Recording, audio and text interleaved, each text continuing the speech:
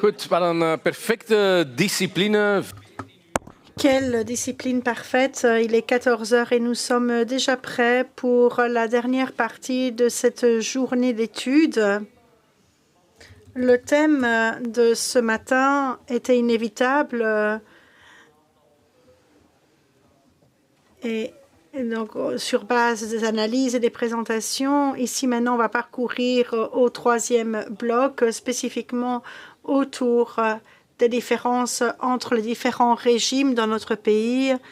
Donc pour les fonctionnaires, les indépendants et les employés. Et également, le but est de bridge the difference, de pouvoir jeter un pont entre les différences, parce que c'est le but de la politique des pensions, c'est de pouvoir arriver à une harmonisation des différents régimes de pension. C'est la raison pour laquelle nous allons ici aller plus en profondeur. Qu'est-ce que l'on peut coordonner qui entre en ligne de compte, qui cotise pour le deuxième pilier, la pension complémentaire, et de voir comment les travailleurs belges se positionnent quant à la pension complémentaire.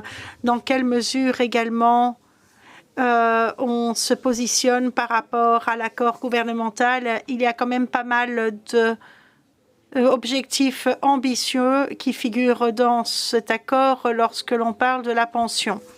La première présentation, le premier orateur, Kevin Hartmann, qui est chercheur en droit social à la KU Leuven, à nouveau au sein du Instituut voor Sociaal Recht, comme un de vos collègues qu'on a entendu. L'Institut pour le droit social. Et à cet institut, il étudie le système de pension belge dans une perspective comparée.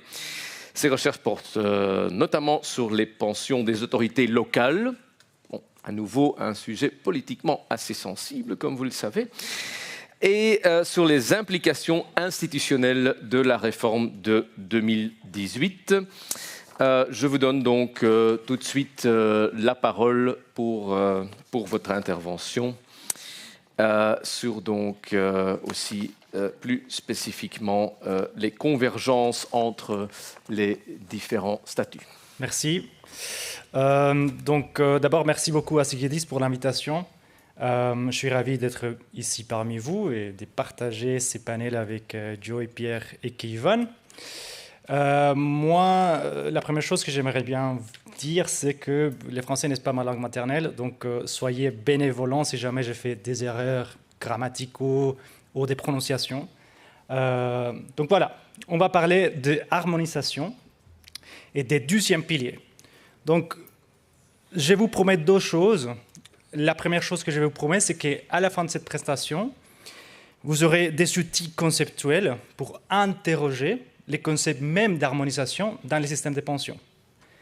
La deuxième promesse, c'est que vous allez constater avec moi qu'harmoniser à partir de la capitalisation a des défis intergénérationnels, a des effets distributifs indirects auxquels il faut faire attention parce qu'on ne veut pas harmoniser pour rendre une injustice intergénérationnelle.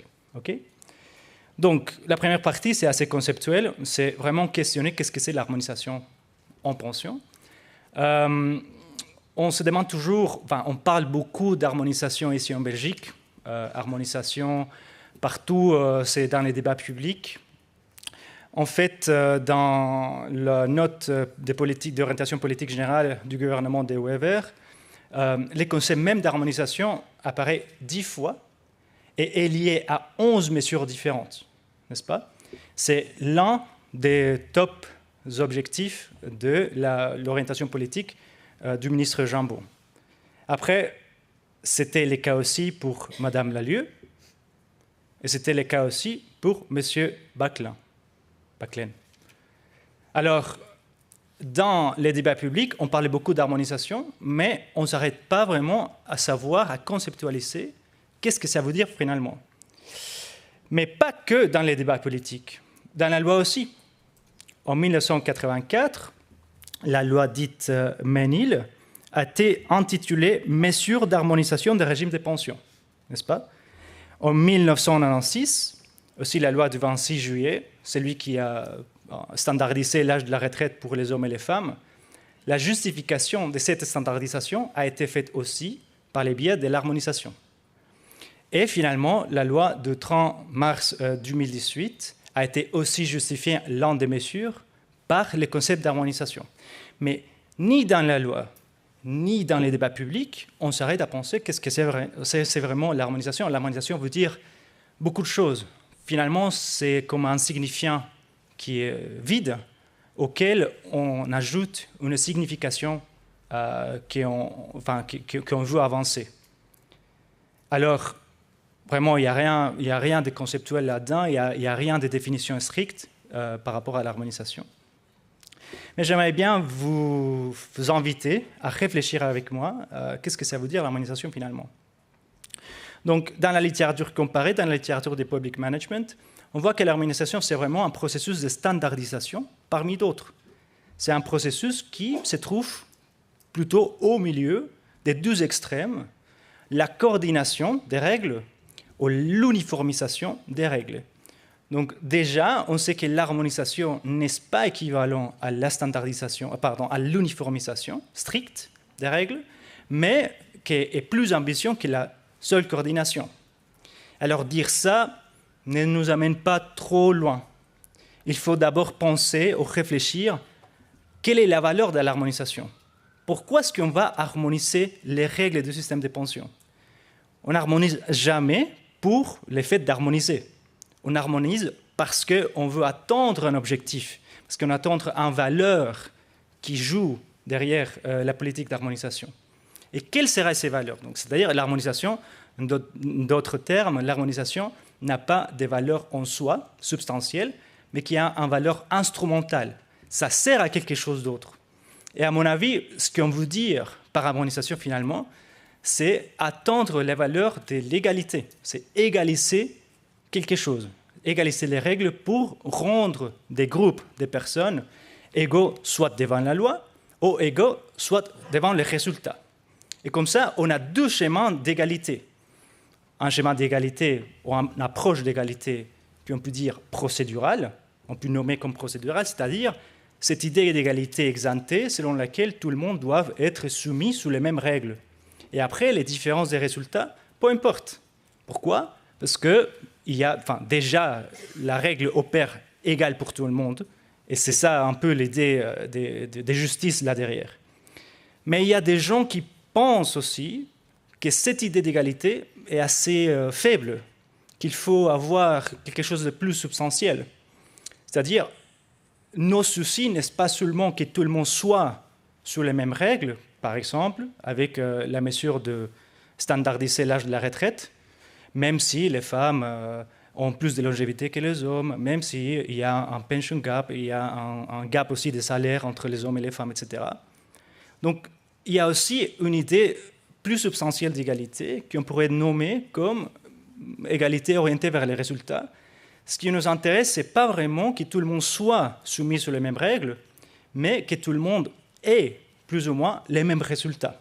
Donc on sacrifie un peu l'égalité exemptée pour attendre l'égalité ex post. Je sais que c'est très, très, très abstrait ce que je dis, mais si on pense aux mesures de la note d'orientation politique, il y a 11 mesures qui sont basées ou fondées sur l'harmonisation.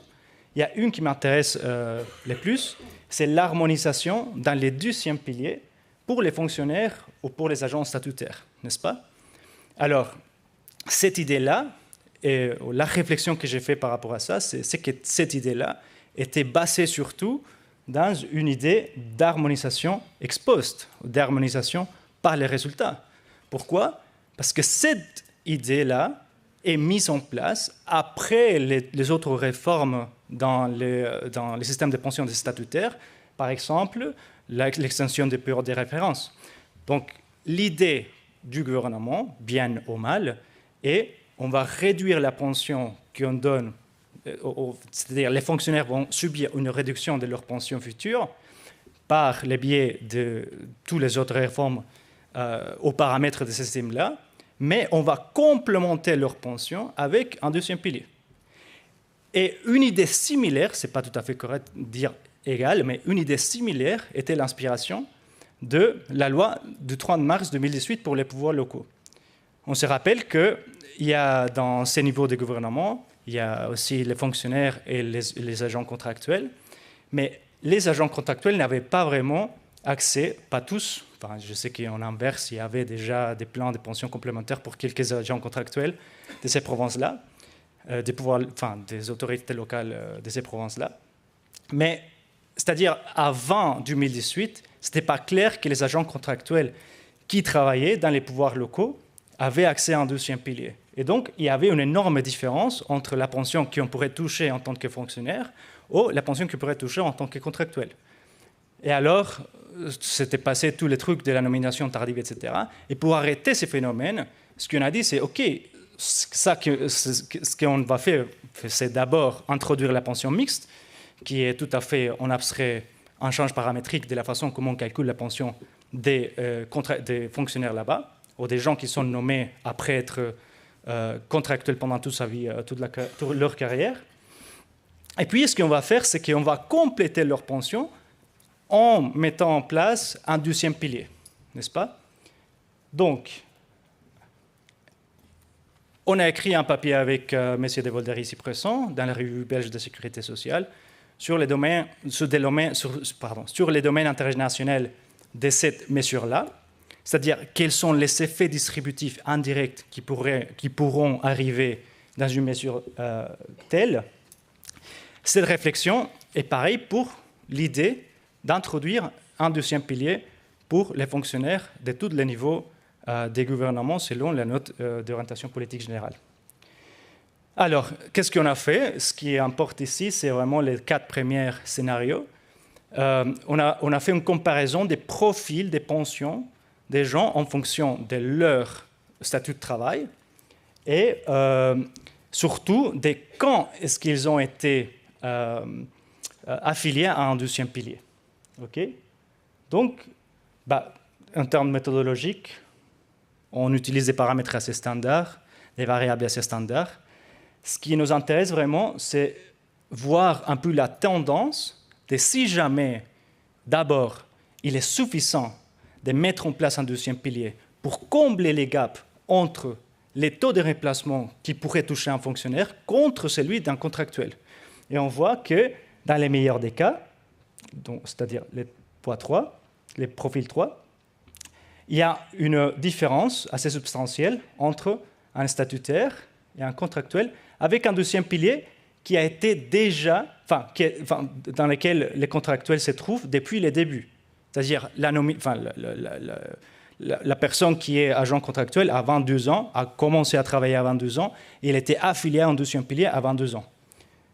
Si on contraste ça avec la personne qui était déjà contractuelle, qui a 45 ans et qui vient s'y affilier à cette plan de pension deuxième pilier, on voit qu'il y a un écart aussi. C'est-à-dire la personne qui est déjà en train de travailler, qui a 40 ans, qui s'affilie tard à un plan de pension, va subir vraiment, dans sa pension future, dans la pension future, va subir une réduction totale. Ce qui m'intéresse aussi à dire, c'est que, voilà, comment est-ce qu'on pourrait résoudre les problèmes d'inégalité? D'abord, il faut savoir qu'avec les 3%, qui est aussi un peu l'idée générale de mettre en place un deuxième pilier à 3% pour tout le monde, ne résout pas vraiment les problèmes. Dans les meilleurs des scénarios, c'est-à-dire un contractuel qui a un deuxième pilier depuis le début, va toucher plus ou moins 60% des taux de remplacement total. Donc il faut mettre plus d'argent, c'est-à-dire les taux de cotisation nécessaires vraiment pour combler les gaps entre statutaires et fonctionnaires doit avoir un taux de cotisation plus élevé, n'est-ce pas?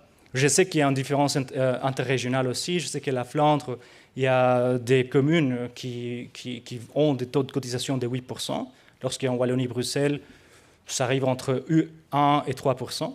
Donc déjà, il y a une sorte de différence interrégionale importante à prendre en considération. Mais d'abord, il faut savoir que les plans de 12e pilier à 3% pour tout le monde ne suffit pas.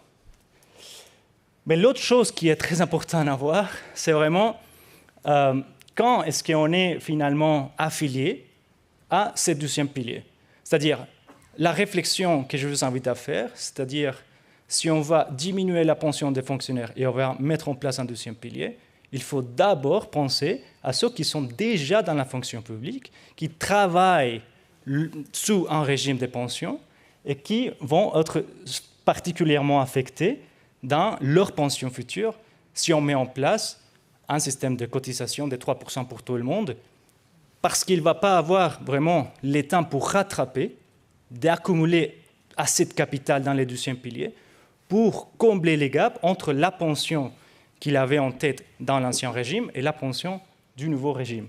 C'est-à-dire qu'il faut prendre en considération les rôles du temps dans les systèmes de pension avant qu'on mette en place une mesure pareille.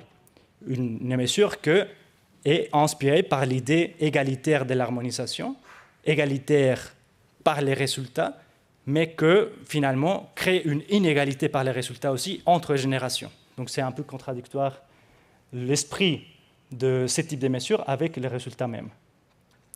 Donc 3 takeaways, si vous voulez, de cette présentation. La première, c'est qu'il faut clarifier ce qu'on veut dire par les mots harmonisation avant de s'engager à parler d'une telle mesure comme était fondée sur la base de l'harmonisation ou pas.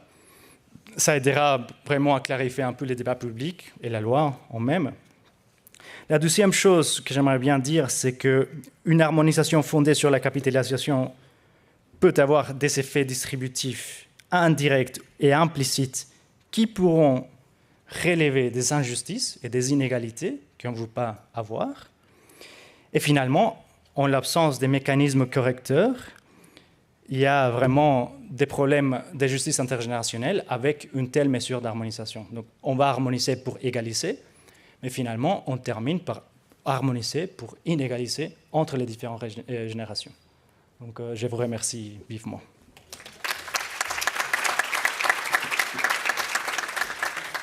Merci à vous aussi. Merci aussi d'avoir été assez bref. Ça nous permettra cette fois-ci de vraiment faire aussi une partie questions-réponses. Et donc, ne soyez pas... wees niet afgeschrikt. N'ayez pas peur. Et tout à l'heure, on n'avait pas le temps de poser des questions, mais vous le savez, les intervenants ont beaucoup de disciplines, donc on aura quand même du temps pour une séance de questions et réponses. Donc, vous pouvez certainement nous envoyer vos questions. Dans ce bloc. Et c'est un plaisir de donner cette fois-ci la parole à Kievan Diakité. J'espère que j'ai bien prononcé. Génial. Qui est actuaire et data scientist chez l'un de nos hôtes, CG10, où il se consacre à l'analyse et la publication des statistiques sur les pensions complémentaires en Belgique. Son travail consiste notamment à produire des rapports fiables, j'espère bien, et des indicateurs clés, évidemment, pour les institutions et les parties prenantes du secteur des retraites. J'ajoute aussi que vous avez obtenu un doctorat avant cela à l'UC Louvain, avec une thèse portant sur l'équité dans les systèmes de retraite. Et on vous écoute tous. Merci.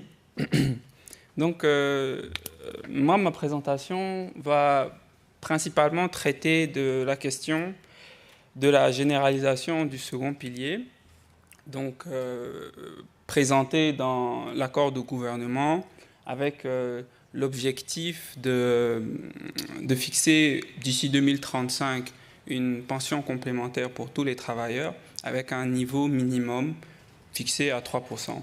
Et donc ici, les chiffres et figures que je vais présenter sont issus d'un rapport qu'on a publié donc en 2025. C'est pourquoi je ne vais pas trop m'attarder sur la méthodologie parce que c'est décrit avec longueur dans le rapport, mais je vais plutôt me concentrer sur les résultats clés. Donc, comme j'ai dit, l'accord de... Ok. Ok, petit problème, mais c'est pas grave. C'est l'harmonisation. C'est ça. Donc, l'accord de gouvernement précise donc la génération du second pilier avec une pension d'ici 2035, avec une pension fixée à un niveau minimal de 3% de contribution de l'employeur. Et donc, ce que ça veut dire, c'est ce qu'on veut faire ici, c'est simplement un état des lieux où on en est face à cette ambition. Donc, on va présenter des chiffres ici par rapport à une situation initiale en 2019 qu'on a actualisée sur la situation de salariés en 2023. Donc, on veut répondre à 3 questions. C'est quoi le niveau de couverture? Donc, c'est quoi l'accès à la pension complémentaire? C'est quoi le niveau de la Constitution? Pour les salariés qui ont une pension complémentaire, qui n'ont pas de pension complémentaire ou qui n'atteignent pas l'objectif, c'est quoi l'effort à fournir? Et ensuite, ce qu'on va essayer de faire, c'est d'essayer d'expliquer les différences dans la constitution de cette pension complémentaire selon plusieurs caractéristiques. Donc, la population cible de notre analyse, ce sont 4 millions de salariés qui, en 2023, vivaient en Belgique et ont travaillé au moins un jour. Donc, les données carrières sont fournies par notre équipe carrière et on les a complétées avec les informations sur la pension complémentaire. Donc, la première question qu'on s'est posée, c'est quoi les taux de participation? Je ne vais pas revenir sur la définition parce qu'on a déjà entendu ce matin, mais ici, ce qu'on essaie d'évaluer, c'est simplement la proportion de salariés qui se constituent activement par le biais de leur emploi, une pension complémentaire dans la population de tous les salariés. Et voici les chiffres. Donc, le taux de participation des salariés en 2023 en Belgique, il est de 68%. C'est-à-dire qu'en 2023, un salarié sur 3 ne se constituait pas une pension complémentaire via son employeur.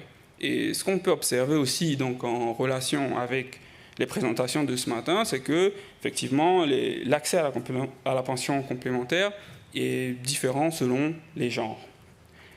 La deuxième question qui nous vient à l'idée, c'est à combien s'élève le niveau de cette constitution de la pension complémentaire. Donc, ce qui va nous intéresser, ce sont 2 mesures fondamentales.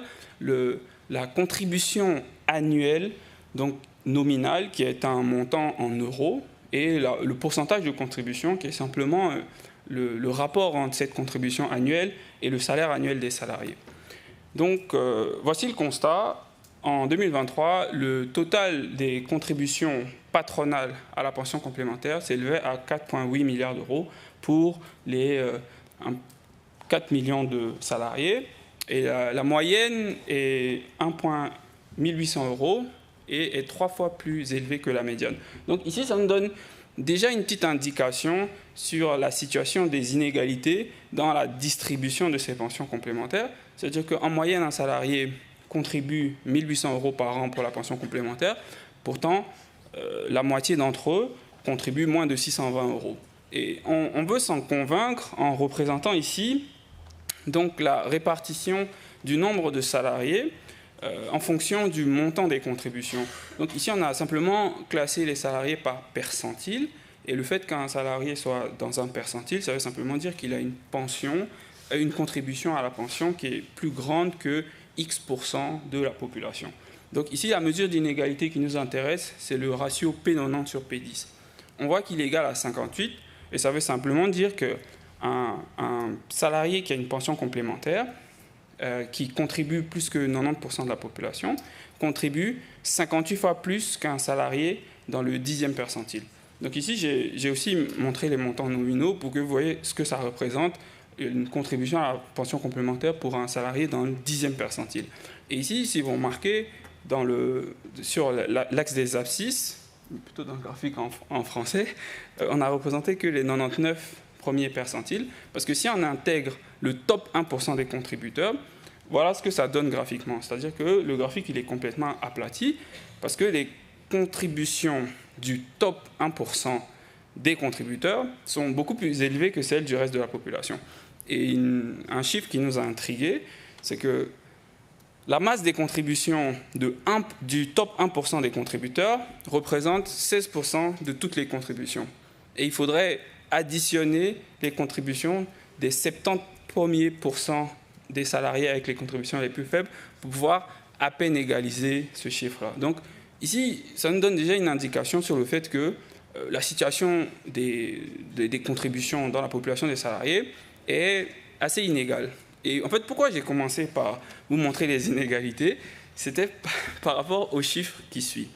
Donc, en préparant la présentation, je fournis ce chiffre qui est que la contribution annuelle moyenne pour les salariés qui ont une pension complémentaire en Belgique, elle est de 3%. Et ça coïncide avec l'objectif. Donc on pourrait se dire, si la contribution moyenne est de 3%, il n'y a plus d'effort à faire puisque voilà, l'objectif c'est 3%, la moyenne c'est 3%. Mais ici, ça cache une autre réalité, c'est que la médiane est inférieure à 2%. Ça veut dire qu'il y a 50% des personnes qui ont une pension complémentaire qui contribuent moins de 2% de leur salaire annuellement pour la pension complémentaire.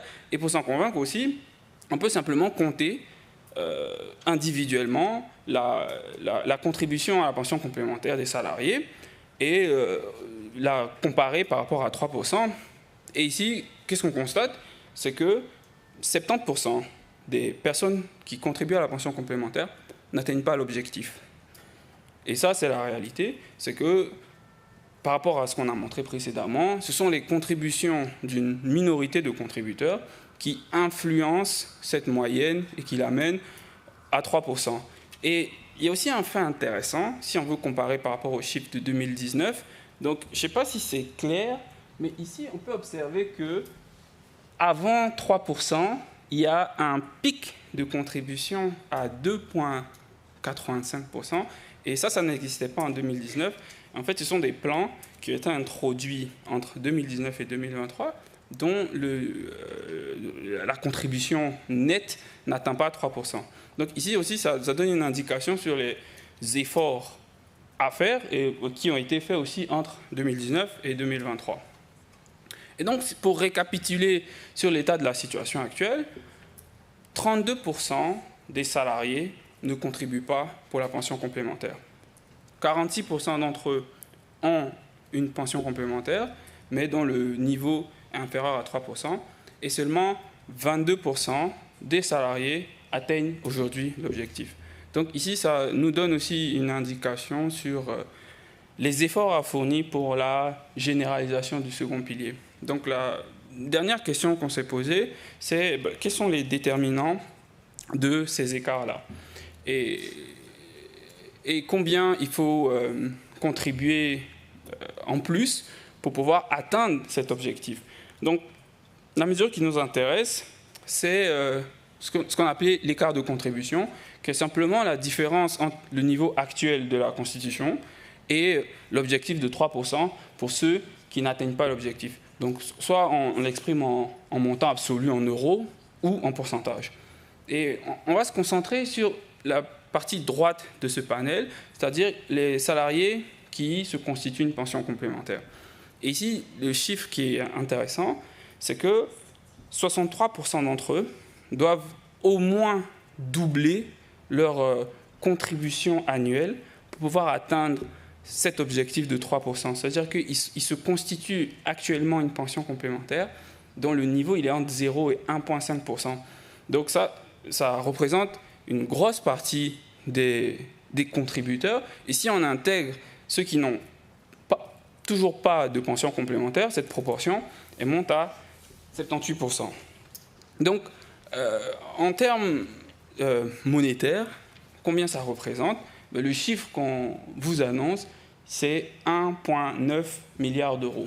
Donc, le coût, j'appelle ça le coût, mais l'effort supplémentaire pour généraliser aujourd'hui le second pilier avec un niveau minimum de 3%, il s'élève à 1,9 milliard d'euros. Et il est réparti entre ceux qui ont accès aujourd'hui à une pension complémentaire et ceux qui n'en ont pas accès. Donc, après avoir vu ce chiffre, nous, ce qui nous a aussi interpellé, c'est quels sont les déterminants de ces différences ou qu'est-ce qui pourrait expliquer les écarts dans la constitution de la pension complémentaire suivant le profil des salariés. Donc, on a analysé selon plusieurs paramètres, mais moi je vais vous en présenter 3. Ce sont le niveau de salaire, le secteur d'activité et le type de plan de pension. On a classé les salariés en quintiles de salaire, donc c'est-à-dire en 5 groupes croissants de salaire, et on a d'abord analysé l'accès à la pension complémentaire pour ces personnes-là. Et ce qu'on observe ici dans ce tableau, c'est que l'accès à la pension complémentaire, c'est une fonction qui est fortement corrélée avec le niveau de salaire. Donc, les affiliés dans le dernier quintile de salaire ont un taux de participation qui est égal à 88%, contre 36% dans le premier quintile de salaire. Donc ici, ça nous donne déjà une indication sur le fait que le niveau de salaire, c'est un bon prédicteur de l'accès à la pension complémentaire. La deuxième mesure qui nous intéresse, c'est le niveau de cette constitution. Toujours en fonction du niveau de salaire, ce qu'on observe, c'est la même tendance. C'est-à-dire que la contribution pour la pension complémentaire augmente en fonction du niveau de salaire. Et vous pouvez même voir que dans le dernier quintile, la médiane des contributions, elle est déjà supérieure à l'objectif. Donc ici, ça nous donne aussi une petite indication de comment le niveau de salaire joue sur l'accès ou l'atteinte de l'objectif. Et donc, le troisième exercice, c'est de lier justement cette variable à l'objectif. Et on a simplement compté combien de salariés dans chaque quintile atteignent ou non l'objectif. Et voici le constat, c'est que dans le premier quintile de salaire, seulement 9% des salariés atteignent l'objectif, contre la moitié d'entre eux dans le dernier percentile. Donc ici, dans le dernier quintile, pardon. Donc ici, le constat ou la conclusion, c'est que dans les catégories de salaires les plus élevées, il y a plus de salariés qui atteignent l'objectif de contribution. Le deuxième exercice qu'on a fait, c'est essayer de lier donc, cette atteinte d'objectif avec le secteur d'activité. Et je ne vais pas rentrer en détail sur l'analyse, mais je vais montrer en résumé quelques chiffres. Mais ce qu'on a observé, c'est qu'il existe une hétérogénéité importante dans l'accès, le niveau de constitution et l'atteinte de l'objectif selon les secteurs d'activité. Et donc, par exemple, les taux de couverture, donc le taux de participation dans le secteur des opérations d'assurance et de banque, il est plus de... Il est 74%. C'est ça. Donc, il s'élève à 74%, alors qu'il est inférieur à 20% dans les secteurs, par exemple, secteur de l'agriculture. Et ici, ce que j'ai voulu présenter, en fait, pour illustrer un peu ces chiffres, ce sont les taux de contribution moyens et médians à la pension complémentaire par secteur d'activité. Et ici, vous voyez déjà cette hétérogénéité importante, c'est-à-dire que les taux de contribution médian dans le secteur d'activité financière et de banque, il est 2 fois plus élevé que l'objectif. Donc ici, ça nous donne aussi une indication de cette hétérogénéité importante par secteur. Et le troisième aspect que j'ai envie de vous présenter, ce sont les différences liées au type de plan. Donc ici, je compare les plans sectoriels où l'organisateur du plan de pension, c'est un secteur, au plan collectif où l'organisateur, c'est un contrat entre l'employé, l'employeur et une institution de pension. En termes de nombre d'affiliés, ce qu'on peut observer, c'est qu'il y a presque autant de salariés affiliés à une pension complémentaire via un plan sectoriel qu'un plan collectif.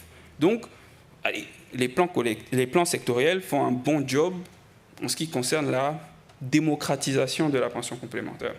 Cependant, si on analyse le nombre d'affiliés qui sont au-dessus ou en dessous du seuil, on se rend compte que le constat il est moins intéressant, c'est-à-dire qu'il y a seulement 7% des affiliés à une pension complémentaire qui sont au-dessus du seuil dans les plans sectoriels, contre plus de 50% dans les plans collectifs. Donc ici, ça met aussi en lumière une situation spéciale pour les plans sectoriels. Et qu'est-ce que ça donne en termes de montant? Donc, on a vu qu'en termes de volume d'affiliés, il y avait la même proportion d'affiliés dans les plans sectoriels que dans les plans collectifs. Pourtant, si on regarde en termes de volume de contribution, on se rend compte que les contributions dans les plans collectifs représentent presque 80% de l'ensemble des contributions contre seulement 10% pour les plans sectoriels. Donc ici, ça nous donne aussi une petite indication, si on veut lier ça au montant de salaire et au secteur d'activité, sur qu'est-ce qui pourrait expliquer cette différence-là pour les plans sectoriels.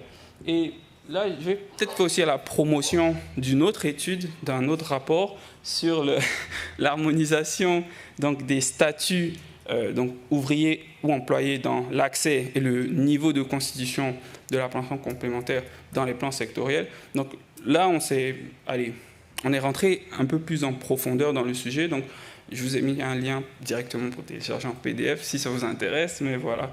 Donc, ici, c'est un peu ça résume un peu les chiffres sur la généralisation du second pilier. Donc, l'ambition est là et la route, est encore longue. Donc, voilà, mais on a encore du temps, hein. Voilà, donc ça, c'est un peu ce que je voulais vous expliquer par rapport à la généralisation du second pilier. Et j'ai voulu aussi faire un lien avec la présentation de Kevin. Donc, je présente ici, pour les pensionnés en 2023 par régime, simplement la part de la pension complémentaire dans la pension totale. Ici, donc, si l'objectif, c'est de généraliser pour égaliser, on voit aujourd'hui que la pension complémentaire dans la pension totale d'un salarié ou d'un indépendant, ça représente pas grand-chose. Et donc, si on voudrait que la barre verte égalise ces trois pensions-là, il faudrait fournir un effort beaucoup plus important. Donc, je pense que ça résume un peu ma présentation. Merci de votre attention. Merci beaucoup. Il semble effectivement y avoir encore un tout petit peu de boulot pour le gouvernement fédéral, notamment pour atteindre les objectifs qu'il s'est fixés. À nouveau, on a demandé à deux éminents discutants de réagir à ces présentations et de nous donner leur vision plus générale sur cette thématique d'harmonisation notamment. Et je vais d'abord donner la parole, et j'espère que c'est correct, à Pierre De Volder, qui est professeur émérite de finances mathématiques et de sciences actuarielles à l'UC Louvain. Ses principales activités de recherche portent notamment sur la finance stochastique, l'assurance vie, la théorie des pensions. Il a publié beaucoup d'ouvrages, 9 plus précisément, principalement sur les pensions et la finance. Il dispense encore régulièrement des cours aux universités de Bruxelles et de Rabat et il a été membre du Conseil académique des pensions officielles en Belgique. Je vous donne la parole pour quelques réflexions. Merci. Donc, merci aux deux orateurs d'avoir été brefs. Comme ça, les discutants vont pouvoir être très longs. Plus longs. Donc, j'ai 3 minutes de bonus. Hein, c'est le bonus-malus pension, ça. OK, voilà. Donc, je vais parcourir un peu les deux présentations en tant que discutant pour un petit peu essayer de mettre en évidence les points qui me semblent importants et aussi y ajouter, évidemment, quelques réflexions personnelles sur ces sujets. Il ne faut pas confondre entre Kevin et Kevin, hein, donc voilà. Donc je commence par Kevin. Voilà. Voilà. Donc le premier point dans la présentation intéressante de Kevin était un peu ce contexte d'harmonisation, hein, finalement. Bon, voilà. Donc je me suis amusé à reprendre les termes de ta présentation en y ajoutant même parfois certains. Donc vous voyez, on parle de plein de choses différentes quand on parle d'harmonisation, hein. Convergence, uniformisation, rapprochement. On ne sait plus toujours très bien ce que tout ça veut dire. On se rend compte que, voilà, ça veut sans doute dire que les choses se rapprochent. Mais bon, on peut se rapprocher un peu, on peut se rapprocher beaucoup. Ça reste encore un peu du domaine du flou. Alors parfois, on comprend parfois mieux une chose quand on comprend son contraire. Et au fond, tout ça, c'est pour éviter les discriminations. Au fond, disons-le clairement, tous ces processus visent à faire en sorte que ce qui est censé être des discriminations soit banni. Il n'est peut-être pas inutile alors de convenablement définir ce que c'est qu'une discrimination, parce qu'il y a discrimination et discrimination, et donc, voilà, selon le point de vue que l'on prend, la même chose peut être vue comme étant discriminatoire ou pas discriminatoire. Donc il faut faire très attention à ça. Donc vous voyez, j'ai fait, voilà, discrimination, c'est des différences constatées pour des individus qui se trouvent dans des situations comparables. J'ai mis en bleu, en grand, situations comparables, parce qu'on a parfois tendance à essayer de détecter des discriminations partout. Je prends quelque chose qui, bon voilà, j'aurais pu peut-être en parler ce matin au premier bloc, si j'avais été discutant sur la différence de genre, et je me serais attaqué sans doute certainement, peut-être par Ria par exemple, voilà, bon, le prix du coiffeur n'est pas le même. Hein. Vous avez remarqué ça? Le prix du coiffeur n'est pas du tout le même. Hein, voilà. Même quand vous avez un coiffeur qui fait les deux, vous avez sur la porte de gauche le tarif homme et puis le tarif femme sur la porte de droite. Hein. Bon, est-ce que c'est une discrimination, ça? Bon, je vous laisse décider. Mais bon, c'est une différence. Voilà. Voilà. Évidemment, vous voyez, avec mes cheveux, évidemment, on peut comprendre que j'ai droit à une réduction. Mais voilà. Mais voilà. Donc, il faut faire fort attention. Alors, je vais revenir à ça un petit peu plus en détail tout à l'heure parce que pour notre problème de pension, par exemple, souvent, beaucoup de discriminations, de pseudo-discriminations sont détectées en ayant une vision en silo. C'est-à-dire qu'on ne regarde qu'une partie de l'épure. On ne regarde qu'une seule chose et sur cette chose, on dit « Ah, regardez, c'est discriminatoire ». En oubliant tout à fait qu'il y a une autre partie.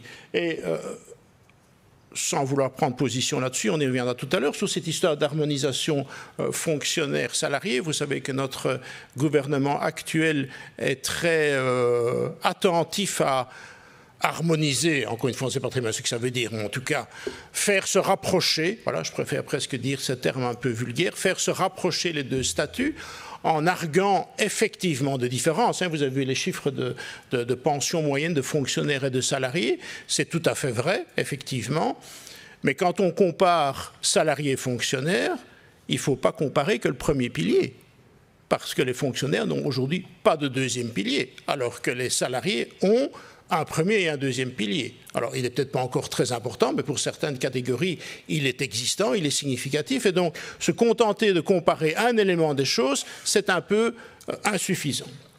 On y reviendra sur d'autres exemples tout à l'heure. OK. Un exemple type, c'est ça, c'est ce que j'ai appelé la pseudo-harmonisation Arizona, hein, des ouvriers et des employés, où certains nous présentent ça comme étant à terme salariés et fonctionnaires auront le même premier pilier. Au stade actuel des textes, ça n'est pas vrai du tout. Pourquoi ce n'est pas vrai du tout? Parce qu'effectivement, certains éléments sont uniformisés, hein, je pense à la durée de carrière, mais vous voyez qu'il y a toujours quand même deux éléments fort importants, puisque pour les salariés, on continuera à travailler avec 60%, hein, qui est le taux isolé. Je vous rappelle que le taux ménage est appelé à disparaître, donc on n'aura plus que 60% de quelque chose, alors que les fonctionnaires, pour une carrière complète, auront toujours 3/4, donc 60 ou 75%, c'est quand même pas la même chose. Premier élément. Deuxième élément, comme vous le savez, chez les salariés, il y a un plafonnement. On n'a pas encore beaucoup parlé, j'en parlerai dans la suite, on n'a pas encore beaucoup parlé de ce syndrome, qui est un syndrome important chez les salariés, de plafonnement des salaires qui rentrent dans la formule. Chez les fonctionnaires, comme vous le savez, il n'y a pas ce plafonnement. Alors évidemment, il y a une pension maximale, il y a des règles de pension maximale, mais qui conduisent, et c'est une des raisons pour lesquelles d'ailleurs les pensions des fonctionnaires sont beaucoup plus élevées que celles des salariés, qui conduisent à des pensions beaucoup plus élevées. Donc vous voyez, attention, quand on dit salariés et fonctionnaires vont converger, ce n'est pas vrai du tout. Enfin, c'est vrai, oui, des éléments de la formule vont converger, un certain nombre de différences vont disparaître, mais on n'est pas encore du tout dans une harmonisation en ce qui concerne les deux statuts. Donc voilà un exemple d'harmonisation. Je ne sais pas si c'est une convergence, une harmonisation, un rapprochement, mais vous voyez le genre de choses. Donc attention, si vous lisez dans les journaux qu'un de nos gouvernants prétend qu'il a harmonisé à terme, ce n'est pas vrai. En deuxième pilier, il y a eu beaucoup de processus d'harmonisation. Là, je vais y aller rapidement. Il y a eu effectivement les harmonisations employés-ouvriers. Entre salariés et entreprises, c'est un peu l'objectif du 3% minimum, finalement. Vous voyez, c'est au fond d'essayer d'avoir un rapprochement. Kevin a bien montré les différences entre secteurs aussi. Donc on voit bien qu'il y a des secteurs qui sont beaucoup moins couverts que d'autres. Et puis finalement, il y aura peut-être un jour l'harmonisation entre fonctionnaires et salariés, puisque je vous rappelle que les projets de réforme du gouvernement actuel conduisent à une diminution des pensions des fonctionnaires relativement important, puisqu'on parle de l'ordre en moyenne, chiffre du comité d'études sur le vieillissement, de près de 12 à 13% de réduction du premier pilier, avec certaines catégories qui verront leur premier pilier diminuer de 20, 25, voire 30% pour les magistrats.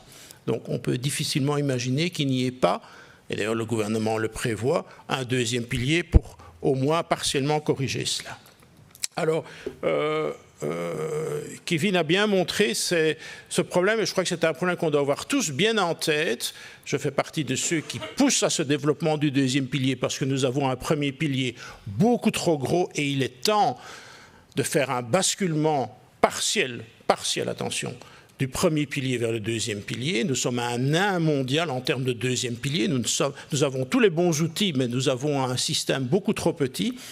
Mais attention quand même, et dans le papier avec Kevin, on a bien montré les vitesses de financement. Donc attention, quand on dit on met un deuxième pilier en place pour compenser la baisse du premier pilier, la vitesse n'est pas la même. Donc on compare des choses qui ne sont pas avec la même vitesse. Dans la répartition, quand vous coupez dans la répartition, vous coupez en une fois, c'est fini, vous coupez. En capitalisation, quand vous créez quelque chose, il faut du temps. Parce que la capitalisation, c'est de l'épargne. Et on sait tous que l'épargne, elle ne se génère pas toute seule, il faut beaucoup de temps.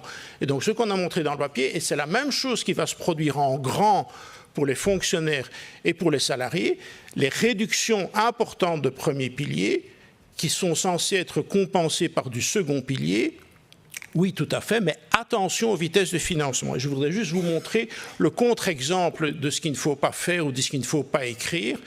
Et je m'excuse s'il y a des membres du cabinet, qui sont ici. J'espère que je sortirai vivant. Mais c'est l'exemple type de ce qu'il ne faut pas écrire et qui se trouve dans l'exposé d'orientation politique qui est absolument incompréhensible. Enfin, si quelqu'un peut m'expliquer, je suis preneur. Puisque là, on nous dit en fait que c'est quand les pensions seront équivalentes qu'on commencera un deuxième pilier. Mais c'est un peu tard, ça c'est sur le lit de mort que je ferais peut-être bien de prendre des vitamines. Bon, ça c'est l'exemple type d'erreur où on montre qu'on ne comprend pas en fait la technique et que justement c'est le contre-exemple qui montre qu'en termes de vitesse, vous voyez, en termes de vitesse, il faut tenir compte de ça, il faut préparer les choses. Et donc c'est hier qu'il faut commencer le deuxième pilier. C'est pas dans 15 ans, c'est pas dans 20 ans. Parce que là, à ce moment-là, il y a, comme on l'a mis dans le papier, une génération sacrifiée. Donc attention à ce syndrome de génération sacrifiée. Alors, ou bien on diminue moins vite le premier pilier, ou bien on se dépêche de faire un deuxième pilier. Dans l'exposé des motifs du gouvernement, on va très vite et très rapidement sur la diminution du premier pilier, parce que là, évidemment, il y a de l'argent à gagner tout de suite. Mais je trouve que la vitesse de croissance du deuxième pilier, on ne sait pas trop. Ce sont des intentions. Donc on a d'un côté des mesures concrètes, immédiates, face à des intentions, notamment au niveau des fonctionnaires, où on dit qu'on est prêt à envisager de... Bon, moi, quand je dis à mon fils que je suis prêt à envisager de lui donner un bon billet, il n'est pas très content. Lui, il veut le billet. Voilà. Donc, vous voyez que tout ça n'est pas nécessairement très, très clair. Alors, j'en viens à la présentation la seconde présentation donc de CIGEDIS sur la situation actuelle du deuxième pilier. Et cette idée de généralisation obligatoire, donc voilà, j'ai repris un peu, essayé d'un petit peu résumer les points principaux, je pense, de le fait que le taux facial, c'est un taux facial et significatif, parce qu'on a quand même plus ou moins 2/3 de participants, mais c'est un faux, c'est facial évidemment, parce que comme vous l'avez vu, Et je le répète ici, la Belgique est un nain en matière de deuxième pilier mondial. Quand on compare les actifs gérés, on n'est nulle part, y compris en Europe. Et donc il y a un immense effort à faire de développement vigoureux de ce deuxième pilier. Alors que l'on a la législation, alors on peut évidemment toujours les améliorer, mais la Belgique, c'est quand même avec la loi sur les pensions complémentaires, on a maintenant 6G10, on a des outils statistiques, on a PensionStat, donc en fait on a tout ce qu'il faut, on a beaucoup de choses en tout cas. On a des assurances groupes, on a des fonds de pension, on a des fonds sectoriels, on a beaucoup d'outils qui sont à nos dispositions, donc on a beaucoup de choses, tout en ayant quand même finalement un second pilier qui est petit et comme on l'a montré, qui est très inégalitaire, j'y reviendrai tout à l'heure. Et donc il y a cette fameuse idée de généralisation. Voilà.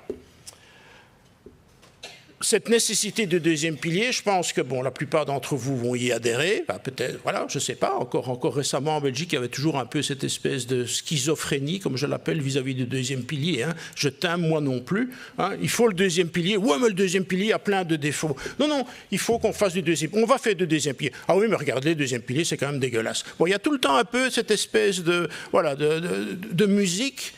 Un peu belgo-belge, parce que, enfin, on peut en France, mais en France, il n'y en a même pas du tout. Mais je dirais, dans beaucoup de pays, c'est un débat qui n'a même pas de sens. Alors, pourquoi est-ce qu'il faut un deuxième pilier? Ben, parce qu'on sait que le premier pilier est quand même modeste. Je rappelle quand même que le taux de remplacement pour les salariés est de maximum de l'ordre de 50%, quelque chose comme ça, pas beaucoup plus, et comme vous allez le voir tout à l'heure, est largement plus bas que 50%, on en a déjà parlé, je pense, pour certaines catégories. Voilà. Donc, nos pensions belges sont difficilement soutenables, mais elles sont aussi difficilement généreuses. Elles ne sont pas très, très généreuses. Donc il faut quelque chose, et ne nous faisons pas d'illusions, ce n'est pas le premier pilier qui va le remplacer. On sait tous très bien les problèmes démographiques. Ce n'est pas non plus le troisième pilier. Alors là, je sais aussi, je vais me faire quelques ennemis, mais ce seront des gens différents qui me tueront à la sortie. Mais ce n'est pas grave. Ok, tu sors avec moi, hein. Vous sortez tous les deux avec moi. Ok, voilà. C'est l'échec de toutes les solutions individuelles de troisième pilier. Voilà. On a lancé la PLCS, c'était le précédent gouvernement. Je pense qu'il y a 10 contrats sur toute la Belgique, enfin j'exagère, mais à peine. Au niveau européen, on a pensé à des outils de Pan-European Pension Product, qui étaient des espèces de produits miracles pour, soi-disant, démocratiser l'accès aux capitaux. Je pense qu'en Belgique, il y a un contrat. Voilà, au niveau européen, c'est un flop total et la Commission européenne, qui est toujours têtue dans ses idéologies, continue de croire que c'est la solution, alors que ce n'est évidemment pas la solution. C'est une solution, mais totalement partielle. Ce qu'il nous faut, ce sont des solutions collectives, telles que le second pilier. Ça doit donc devenir un avantage extralégal prioritaire. Je pense qu'au jour d'aujourd'hui, un contrat de travail sans un deuxième pilier, c'est quelque chose qui n'a plus de sens. Aujourd'hui, on ne saurait pas faire un contrat de travail sans des congés payés, sans un 13e mois, un 14e mois, enfin je ne sais pas, peut-être si j'ai dit, c'est un 15e mois, je ne sais pas. Ok, voilà, ok.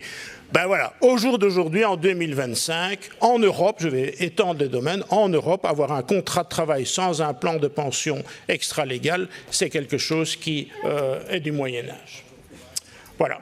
Et donc, on a des précédents. Hein. On a parlé des administrations locales. On a des précédents qui existent déjà précédemment.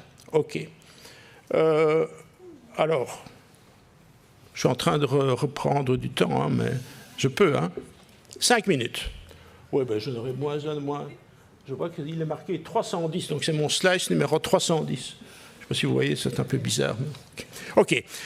Alors, cette histoire de 3% maintenant. Donc, je reviens maintenant. Les fonctionnaires, on verra. Hein. Voilà. Cette histoire de 3%. Voilà. Je me suis un peu posé la question d'où venait ce 3%. Hein, parce que tout le monde parle du 3%. Bon, c'est un nombre comme ça qui a l'air magique. Hein. Bon, c'est un nombre premier. Bon, okay, bon, il y en a d'autres. On ne sait pas très bien d'où il sort. En fait, on l'avait évoqué dans la commission pension, déjà il y a 10 ans. On avait déjà évoqué à ce moment-là ce benchmark de 3%. Alors évidemment, la question, c'est toujours, dès que vous citez un chiffre, c'est trop ou c'est trop peu, évidemment. Bon, est-ce que c'est trop? Ben, c'est quand même important. C'est ce qu'on a montré tout à l'heure. Hein. Ça va coûter, hein. Je rappelle quand même que ça va coûter aux employeurs de l'ordre de 2 milliards annuels. ce n'est pas un effort ponctuel, évidemment. C'est 2 milliards de charges que l'on va mettre sur le dos des entreprises, alors qu'on sait déjà en Belgique que la compétitivité de nos entreprises n'est pas nécessairement optimale en Europe, donc il va falloir digérer ça. Alors, il y a des précédents. Je pense à l'Angleterre, je pense à l'Irlande, qui ont exactement eu le même trajet, où on a aussi crié au loup et où tout s'est finalement passé sans trop de problèmes. Je rappelle qu'en Irlande, on est déjà, avec des systèmes d'auto-escalation, on est déjà à 5% et on va passer à 7%. Donc, il y a des précédents. Voilà. Mais c'est quand même important, il faut même être conscient du fait que ce n'est pas rien. Voilà. Il y a tout le problème des normes salariales. Je vous rappelle que normalement, on ne peut pas augmenter les salaires. Est-ce qu'on n'augmente pas les salaires en faisant ça? Je ne sais pas très bien. Voilà. Bon, on trouvera bien un truc pour l'éviter, mais voilà. Mais c'est quand même pas si évident que ça. OK. Alors moi, je suis de ceux qui pensent que c'est beaucoup trop peu, 3%. Pourquoi c'est trop peu? Essentiellement parce que les taux de remplacement du premier pilier sont relativement faibles et qu'à terme, avec les diminutions que nous propose l'Arizona, demain, le premier pilier, pour beaucoup de salariés, sera en dessous de 40% comme taux de remplacement. Donc, si on n'a pas un deuxième pilier qui complète suffisamment, on va avoir un sérieux problème de niveau de retraite. Et donc, si on veut, par exemple, on en fait quelques petits calculs, si on veut, par exemple, atteindre un objectif pour avoir un peu une idée, si on se dit, le premier pilier remplace la moitié du salaire, c'est la base, et puis le deuxième pilier, ce serait bien d'y ajouter 20%, par exemple, voilà, mettons ce benchmark-là, hein, voilà, je propose ça, on peut proposer autre chose, pour arriver à 70%, qui est plus ou moins ce que les fonctionnaires, eux, ont comme taux de remplacement en premier pilier actuel, il faudrait cotiser non pas à 3, mais à 7,5%. Qui sont des chiffres qu'on rencontre dans les pays anglo-saxons. Donc, ce n'est pas quelque chose qui sort de... Voilà. Et donc, vous voyez que par rapport aux 3%, ce n'est pas 2 milliards, hein, c'est beaucoup plus. Hein. Alors, évidemment, j'en vois déjà certains qui vont se dire, oui, mais voilà. En fait, si on regarde en termes de taux de remplacement, il faut être logique. Si on veut avoir un premier pilier qui coûte de moins en moins cher, il faudra d'une manière ou d'une autre compléter. Et donc, il faut certainement plus à terme que 3%. Le gouvernement en est conscient et met ce 3% comme étant une première étape, parce qu'il faut d'abord le digérer. Je rappelle que ce 3%, c'est pour 2035. Hein, donc c'est dans pratiquement 10 ans. Donc vous voyez que, voilà, on pourrait se dire qu'il faudrait peut-être aller plus vite, mais ça c'est une autre question. OK. Alors, je voudrais juste terminer par, là aussi je vais me faire des amis, mais ce n'est pas grave, sur ce problème un peu sempiternel des inégalités sociales et du deuxième pilier. Hein. On a bien montré, c'est clair, les faits sont là, hein, je ne conteste pas les faits, qu'il y a une corrélation évidente entre le taux d'affiliation et le taux de contribution et le niveau de salaire. Traduit de manière un petit peu plus brutale, le deuxième pilier, c'est pour les riches. Je le dis de manière un peu brutale à la place, comme ça vous ne devez pas le dire, voilà. Certains ne doivent pas le dire.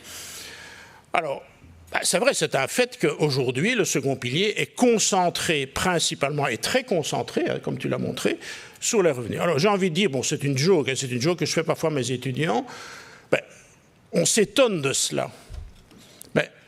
C'est un peu comme si on s'étonnait qu'on vend plus de parapluies en Écosse qu'en Andalousie.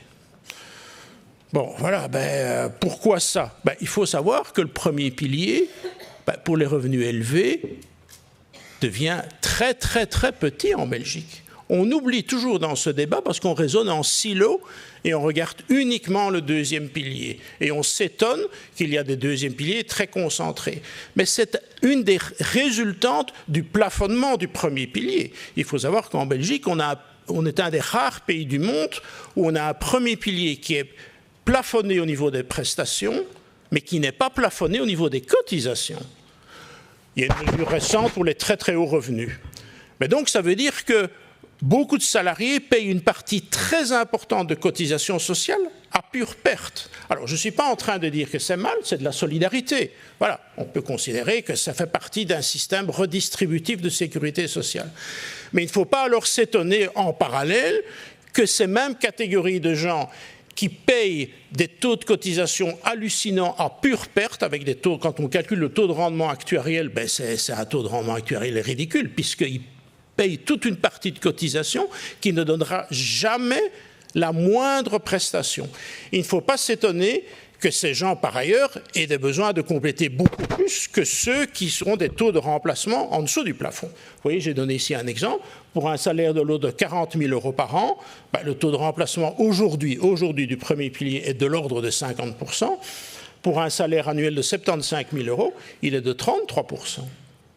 Voilà. Et donc, c'est encore un bel exemple. Quand on parle d'harmonisation, il ne faut pas regarder les choses en silo, il faut regarder les choses dans leur ensemble. Et quand on analyse le second pilier, c'est bien de mettre en évidence des inégalités, mais il faut regarder l'ensemble de l'enveloppe de retraite. Et je pense que la meilleure manière de répondre à ces inégalités, qui sont réelles, la meilleure façon de répondre, c'est quoi? C'est aussi ce que je donne comme exemple à mes étudiants. Si vous regardiez la médecine en Belgique à la fin du 19e siècle, la médecine était très inégalitaire. C'était les riches qui pouvaient se soigner. Les ouvriers ne savaient pas se soigner correctement. Qu'est-ce qu'il fallait faire?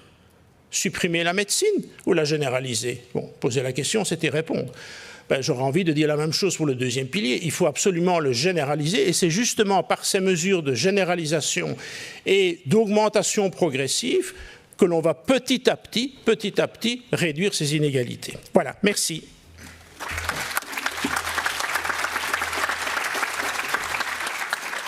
Merci beaucoup pour ces remarques qui pourront probablement peut-être aussi faire réagir, ou qui ont déjà fait réagir. Pardon? Ja, natuurlijk. Ja.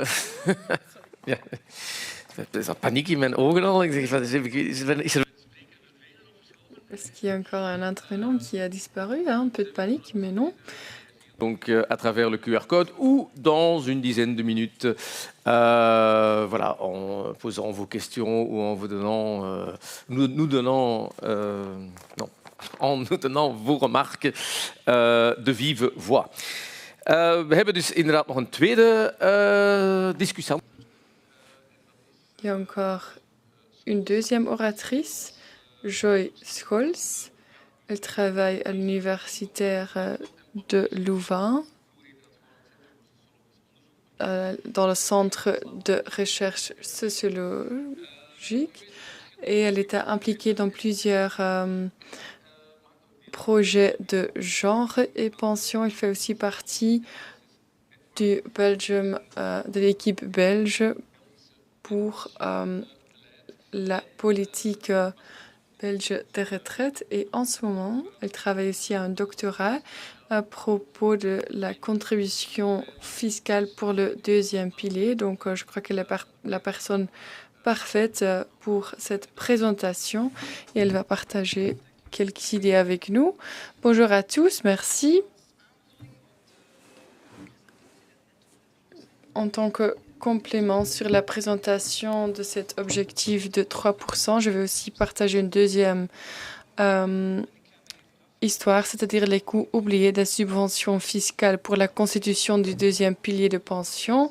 Et je m'excuse à l'avance parce que quelques chiffres que je vais présenter seront différents. Donc, ce ne seront pas les mêmes chiffres que les chiffres de tout à l'heure. Donc, je vais utiliser les chiffres corrects, mais sur les slides, j'utilise les chiffres incorrects. Donc, de quoi est-ce que je parle? Donc, on a lancé une étude de CIE10 et tout à l'heure, la présentation a montré que cet objectif de 3% pour les salariés implique 1,9 milliard d'euros de cotisation de pension supplémentaire en 2023. Donc, il nous faut beaucoup d'efforts de la part des employeurs et secteurs, parce qu'ils devraient payer ces cotisations, mais aussi pour les pouvoirs publics, car les dépenses fiscales augmenteront. La dépense fiscale, c'est un terme que j'utilise parfois. Et qu'est-ce que je veux dire par cela? C'est donc les pertes en recettes pour les pouvoirs publics en conséquence du régime préférentiel, parafiscal et constitution de la pension complémentaire. Depuis toujours, les pensions complémentaires connaissent beaucoup d'avantages parafiscaux. Et quand moi j'en parle, je fais référence à une cotisation positive, certains impôts qui ne doivent pas être payés. Et à cause de cela, le gouvernement reçoit moins de recettes et c'est donc une sorte deuxième avantage. Donc, quand on regarde les cotisations de pension, on voit que ces cotisations de pension sont, ont parfois des exonérations ou des réductions d'impôts. Quand on regarde les rendements créés sur les réserves de pension, on voit qu'il ne faut pas payer des impôts là-dessus non plus. Et quand on regarde les rendements générés sur un produit d'épargne, par exemple un fonds de placement, on voit que parfois il faut quand même payer des impôts, mais pour la prestation de pension, il faut quand même payer des impôts. Donc la pension complémentaire est quand même soumise à des impôts, mais lors de la phase de la cotisation de pension et du rendement, nous avons donc ces avantages parafiscaux que j'ai déjà mentionnés. Et alors, quel est le coût pour le gouvernement? Voici le calcul le plus récent que moi j'ai fait avec quelques collègues. Et c'est donc 2,1 milliards d'euros en 2019. Et c'est seulement pour les salariés. Donc, je parle seulement des pensions complémentaires pour les salariés. Donc, qu'est-ce que cela veut dire concrètement? Concrètement, ça veut dire qu'en 2019, le gouvernement a perdu 121 millions d'euros de recettes fiscales. Et ces résultats, ces calculs sont beaucoup plus élevés que les résultats mêmes qui ont été publiés par le gouvernement dans l'inventaire des dépenses fiscales. C'est une sorte d'avenant au budget. Et pourquoi est-ce que nos résultats sont plus élevés? Parce qu'on a aussi tenu compte de ces avantages fiscaux. Un autre point de différence, l'inventaire tient seulement compte des cotisations de pension pour les salariés qui sont beaucoup plus rares, mais nous avons tenu compte des cotisations de la part des employeurs aussi. Voilà pourquoi nos chiffres sont beaucoup plus élevés. Donc on peut quand même dire que ces dépenses fiscales sont sous-estimées. Et voilà pourquoi dans la phase suivante, on devrait regarder ces dépenses fiscales, la taille est plus importante que prévu, mais les dépenses fiscales, à qui sont-elles destinées? On le voit clairement sur cette figure. Donc, 90% des salariés touchent ces dépenses fiscales. Donc, 78% de ce 2,1 milliards d'euros en 2019 étaient utilisés pour 22% des salariés.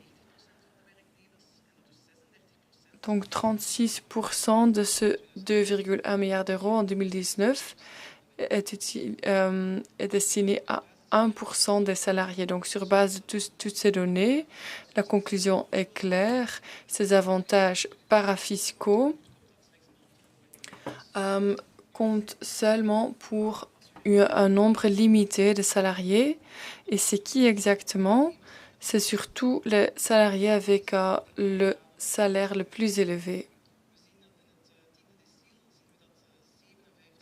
On voit que 57% de ce 2,1 milliard d'euros est donc utilisé pour le 10% des salariés avec le salaire le plus élevé. Donc, quelle est la conclusion? Notre gouvernement prévoit des subventions pour la pension complémentaire avec les salariés avec le salaire le plus élevé. Donc les gens qui ont déjà un salaire augmenté sont subventionnés par notre gouvernement. Et j'entends souvent « Ah ok, mais comment est-ce que vous avez calculé cela ?» Parce que c'est pas facile de faire des calculs des dépenses fiscales. Et c'est vrai, peut-être que vous voulez parler de mes calculs. C'est vrai que rien n'est sûr. C'est pas facile de faire un tel calcul, hein, parce que quelle méthode est-ce qu'on peut appliquer,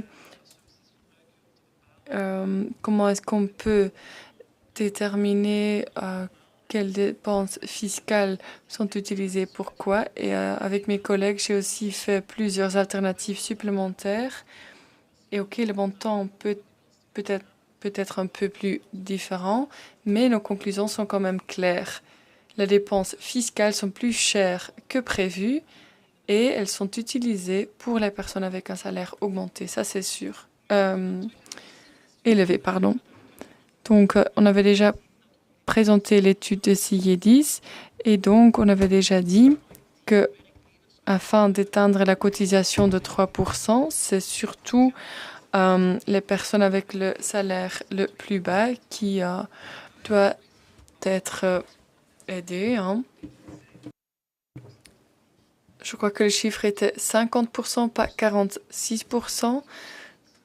Mais donc, dans le quintile de salaire le plus élevé, 50% n'atteignent pas encore la cotisation de 3%. Voilà pourquoi notre conclusion est la suivante. Donc, ces derniers groupes nous amènent à penser qu'atteindre l'objectif de 3% entraîne une augmentation importante des dépenses fiscales. Parce que, comme j'ai déjà dit, la dépense fiscale se focalise seulement sur les salaires les plus élevés en ce moment. Donc, ces dépenses augmenteront davantage si on veut vraiment atteindre cet objectif de 3%. Donc, la question est, la politique relative aux dépenses fiscales devrait-elle faire l'objet d'une révision? Parce que est-ce raisonnable que les pouvoirs publics octroient de plus en plus de subventions parafiscales inégalement chaque année? Je crois qu'il faut passer à l'action et voilà pourquoi je voudrais faire une proposition pour une réforme. C'est pas concret, c'est pas de politique concrète, donc je peux juste montrer une idée un peu folle. Dans beaucoup de pays, il y a une limite au niveau des subventions parafiscales. Donc les personnes peuvent contribuer ce qu'elles veulent, mais il y a quand même une limite. En Belgique, une limite existe aussi, mais il y a beaucoup de problèmes avec cette limite. Et ces avantages parafiscaux ne disparaissent pas. Donc, il faut toujours garder en tête que l'objectif est de 3% et on pourra juste supprimer progressivement les subventions parafiscales pour les personnes dont les cotisations de pension sont supérieures à 3% et consolider ces subventions pour les personnes dont les cotisations de pension sont inférieures ou égales à 3%. Une telle réforme peut nous aider à deux niveaux. D'une part, les secteurs et les employeurs sont motivés pour qu'ils puissent atteindre l'objectif de 3%. Et d'autre part, de cette manière, on peut redistribuer les dépenses fiscales et corriger ces inégalités. Parce que l'étude de CIE10 a clairement montré que c'est surtout les travailleurs avec les salaires les plus bas qui sont impactés par cela, qui ont vraiment besoin de ces subventions parafiscales. Ce n'est qu'une idée, une illustration d'une réforme possible. Et de cette manière, on pourrait quand même atteindre plusieurs objectifs. Pourquoi? Parce qu'aujourd'hui, quand on parle des pensions dans le monde académique, mais aussi dans le monde politique, on parle presque pas de ces dépenses fiscales et on n'y travaille pas. Donc voilà, je lance un appel aux académiciens, aux hommes et femmes politiques de vraiment jeter un œil à ces dépenses fiscales. Merci. Oké. Goed, hartelijk dank ook voor uw beleid. Merci bien pour votre proposition de politique et qui permet ainsi de pouvoir susciter le débat et d'améliorer la politique. Merci. Tout le monde n'est pas nécessairement d'accord. On peut directement le signaler. Il y a quelques questions qui nous sont parvenues. Pour Pierre. En raison du vieillissement de la population, les dépenses du premier pilier vont fortement augmenter au cours des 30 prochaines années. Bon, ça, on le sait. Sans réforme supplémentaire, des contributions plus élevées seront nécessaires pour financer le premier pilier. Est-ce le bon moment pour demander plus de contributions supplémentaires pour le deuxième pilier? Se demande quelqu'un dans la salle. On ne sait pas qui c'est, mais c'est mystérieux. Okay. Ouais. Vous m'entendez? Ça va? Il faut allumer. Comme ça marche? Oui, comme ça marche. OK. Effectivement, bon, voilà, il est un fait que le premier pilier est sous tension un peu partout, qu'il faut développer un deuxième pilier. Donc, effectivement, il faut accepter qu'on va consacrer plus d'argent à nos pensions. Je pense que d'une certaine façon, c'est inévitable. On a vu ce matin les chiffres d'espérance de vie. Croire qu'on va pouvoir supporter cette espérance de vie plus importante sans plus financer les pensions est évidemment une illusion. Donc c'est vrai que ça va coûter plus cher. Je pense qu'il faut avoir le courage de le dire. Le tout est de convenablement se préparer et il faut un peu répartir les risques et faire en sorte qu'un petit peu tout le monde participe. Et je pense que les employeurs doivent plus participer. Je pense qu'on peut peut-être remettre en cause certains autres avantages extra-légaux. Voilà, je sais aussi que vous savez que j'aime bien me faire des ennemis. Donc voilà, on peut se poser la question de savoir s'il ne serait pas temps de supprimer les avantages voiture et de les remplacer par de la pension complémentaire. On peut se poser la question. Voilà. Je ne sais pas ce que coûte aujourd'hui la réduction en termes d'avantages voiture, qui, je le rappelle, est une des choses... 4 milliards. Ben voilà, OK, donc vous voyez, c'est quand même pas rien. Voilà, donc on peut se poser la question. Je ne dis pas que c'est la bonne solution, mais je pense qu'il faut avoir le courage de se dire qu'il faut sans doute reprioriser les choses vers les pensions pour nos citoyens. Donc ça veut dire qu'il faudra payer probablement plus un peu partout. Le tout est de le faire de la manière la plus juste et de la plus efficace possible. Et tant qu'on y est en réformant la fiscalité, est-ce que vous êtes d'accord avec la proposition de votre collègue? Ah non, là, pas du tout. Là, pas du tout. Non, pas du tout. Je pense que c'est juste le contraire de ce qu'il ne faut pas faire. Je m'en doutais un peu, oui, donc, voilà. Mais pourquoi? Non, je pense que d'abord, c'est exactement... Pour deux raisons. Premièrement, je ne sais pas comment ça a été calculé, donc je ne connais pas le détail des calculs, mais moi j'ai participé au calcul qui avait été fait par la Cour des comptes, qui était en fait une vision budgétaire qui consistait à regarder année après année ce qui rentre comme recette de taxation et ce qui sort comme déductibilité. Donc autrement dit, on regarde les gens qui payent aujourd'hui des cotisations, les gens auxquels on paie aujourd'hui des pensions, et on fait voilà, la différence, etc. Ce qui est une vue totalement tronquée, évidemment, parce que le second pilier, c'est un processus dynamique de préparation à la retraite. Donc c'est ce qu'on appelle en statistique, c'est une vue purement transversale. On fait une coupe en 2025 ou 2026. Ce qu'il faut faire, c'est voir une vision sur tout le cycle de vie, en actualisant l'ensemble des flux. Nous avons publié à Louvain, pour ceux qui s'intéressent, dans un numéro de Regard économique, cette analyse actuarielle réelle du coût. Et on n'est plus du tout dans ces ordres de grandeur-là. Donc ça, c'est une première chose qui est de l'ordre méthodologique. La deuxième chose, c'est ce que j'ai dit tout à l'heure, si on raisonne par silo, pourquoi pas? Mais alors j'aurais envie de dire, OK, on peut analyser ça, mais alors il faut replafonner les cotisations du premier pilier. Ah oui, on ne peut pas faire l'un sans l'autre. Il faut aussi, de manière logique, immédiate, on plafonne, comme dans d'autres pays d'ailleurs, on plafonne les cotisations du premier pilier. Et alors on peut commencer à regarder, tant qu'on aura des cotisations de premier pilier quasi illimitées comme en Belgique, je pense que c'est injuste quand on regarde, et c'est ce qu'on a fait dans ce numéro de Regard économique, on a montré que c'était en fait injuste dans l'autre sens, si on regarde les deux ensemble. Donc autrement dit, il faut regarder l'ensemble de l'épure et pas juste une épure. Et puis d'autre part, il faut savoir quelles seraient les conséquences pratiques de ça. J'ai dit que 3%, ce n'est pas assez, 3%. Vous vous rappelez, j'ai dit qu'il faudra plus que 3%.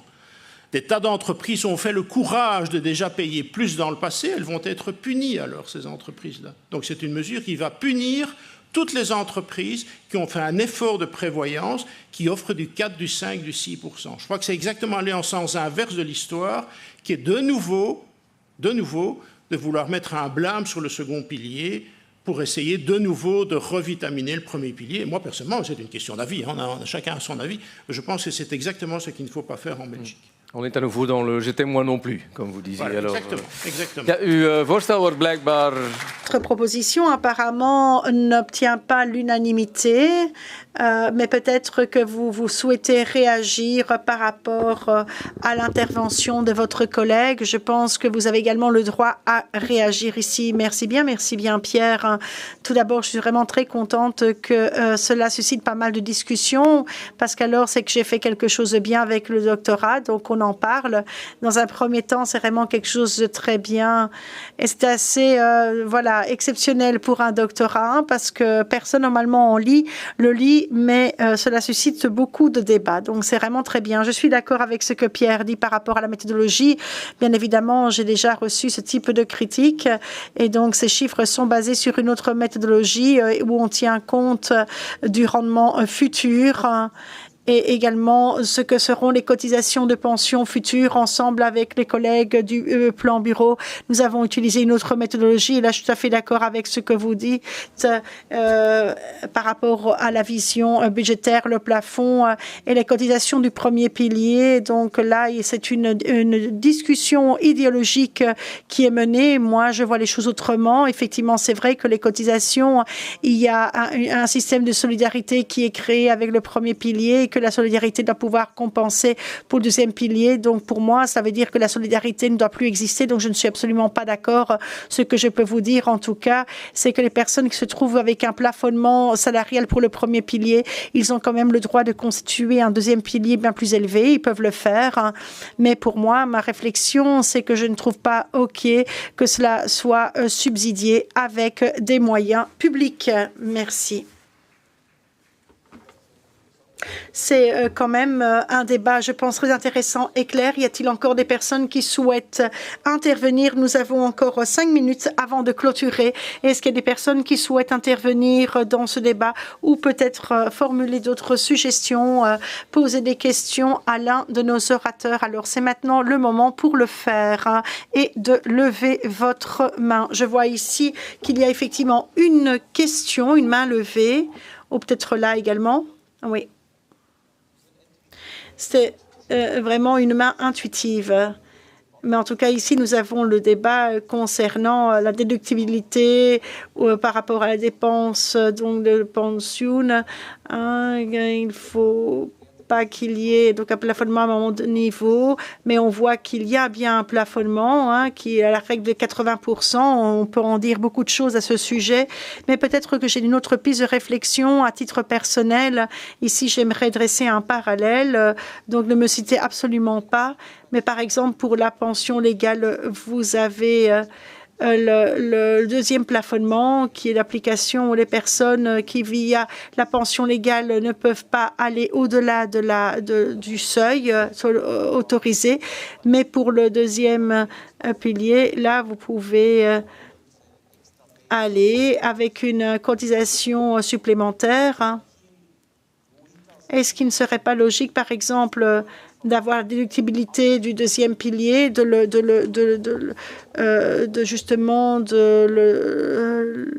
le couper à travers le deuxième plafonnement, et que cela soit également être un fil rouge pour le deuxième pilier? C'est une piste.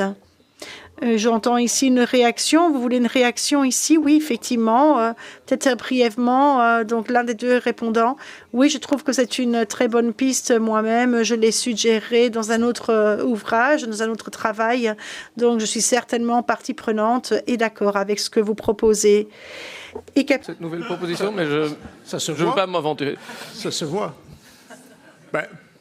Allez, non, je ne vais pas dire pourquoi pas, mais je pense qu'il faut quand même réaliser que si on continue comme ça à changer tous les ans, tous les 2 ans, la fiscalité du deuxième pilier, on n'aura pas de deuxième pilier.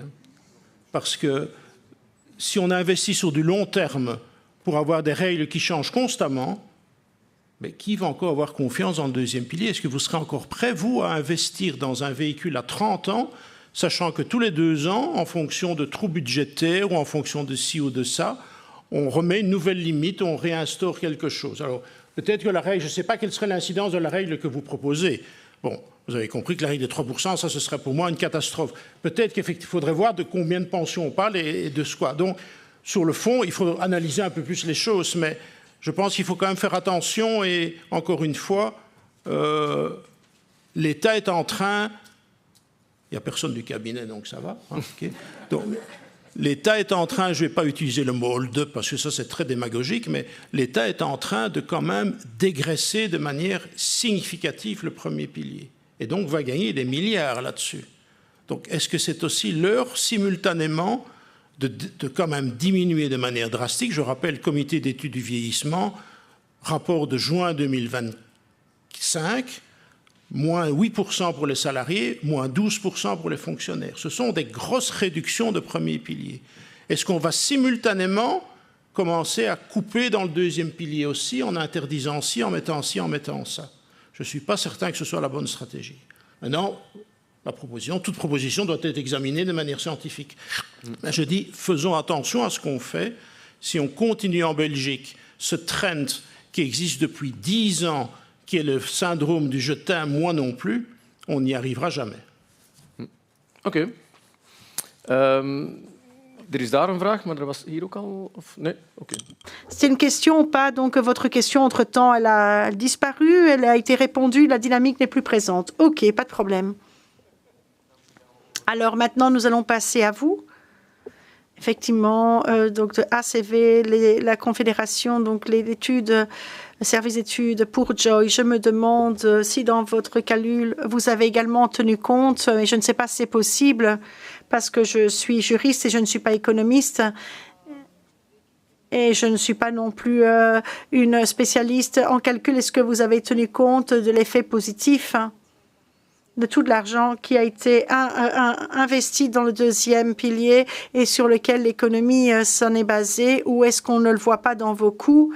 Je sais maintenant que les institutions européennes s'y attellent autour du deuxième pilier et qui souhaitent avoir le deuxième pilier bien plus dynamique et qui, en fait, pourrait être mené à bien par la Commission européenne pour nous renforcer et faire en sorte qu'on soit plus fort. Est-ce que vous avez tenu compte dans votre calcul? Parce que je ne l'ai pas entendu. Le deuxième pilier, c'est ce que c'est. C'est un complément au premier pilier. Donc, voilà, nous avons le premier pilier. Mais le deuxième pilier, là, ce sera également nécessaire si on voit que les ratios de remplacement sont en train de diminuer.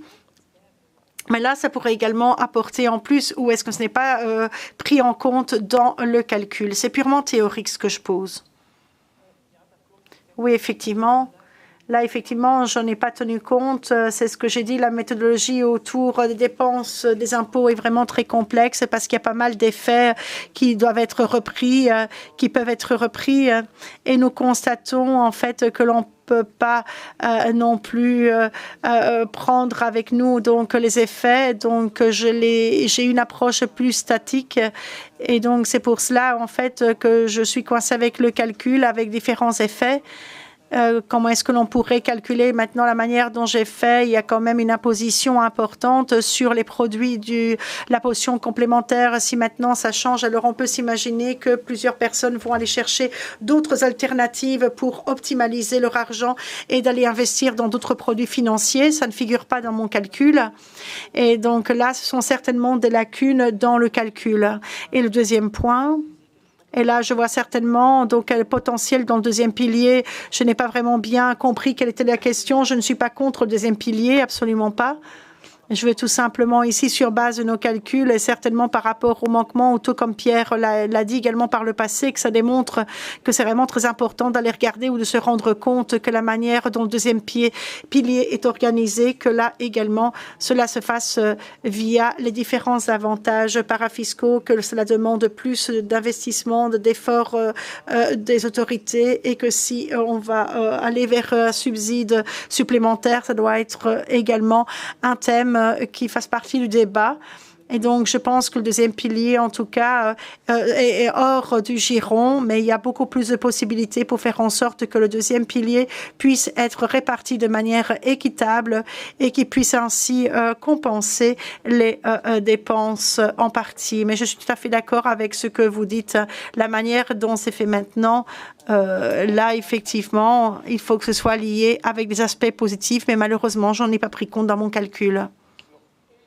Peut-être encore une dernière intervention, une dernière question, s'il y en a encore, s'il y a encore quelqu'un qui a de l'énergie. Oui, ici devant nous, le micro arrive. Évidemment, si on supprime les salaires, peut-être que l'on peut n'avoir tout le monde voilà, sur la même longueur d'onde et tout le monde serait content. J'aimerais savoir pour le calcul des dépenses des impôts, est-ce que vous avez également tenu compte du fait que les employeurs, ce sont les membres qui sont donc déductibles, mais pour le deuxième pilier également, il y a des avantages avec des profits et l'on voit également que là, ça va représenter des dépenses supplémentaires. Hein. Non, j'en ai pas tenu compte. Donc, en fait, les dépenses, donc les coûts fiscaux, là, j'en ai pas tenu compte avec la déductibilité des impôts. Effectivement, ça ne figure pas dans mon calcul. Moi, j'ai tenu compte du fait qu'il y a 8,68% de cotisations sociales qui doivent être payées par les employeurs. J'ai tenu compte également des 13% des impôts pour le versement des travailleurs et j'ai également tenu compte du fait que les versements des employeurs, parce que c'est pas considéré comme un salaire et donc c'est exonéré d'impôts uniquement pour les travailleurs. C'est les seules choses que j'ai pris en considération et donc effectivement c'est un manquement ici que tout ne figure pas dans mon calcul. Bien, je propose alors ici de pouvoir clôturer les débats pour le moment.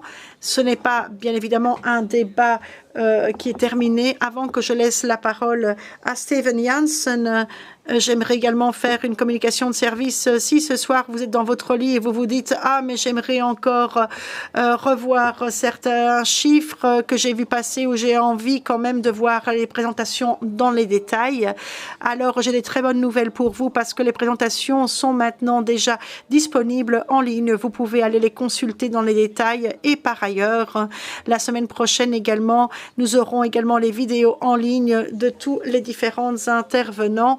Donc, par exemple, si vous voulez vous reposer après une longue journée de ski, vous pouvez calmement dans votre lit aller consulter ces présentations, que vous fassiez du ski ou autre chose. Alors, nous avons encore ici une vingtaine de minutes et nous allons clôturer avec une conclusion, avec un verre qui vous sera offert. Et comme je l'ai prévu, il y aura un mot de clôture. Vous avez ici les deux personnes des trois organisations. Nous avons le mot de la fin. Directeur général de CIGEDIS. À vous la parole.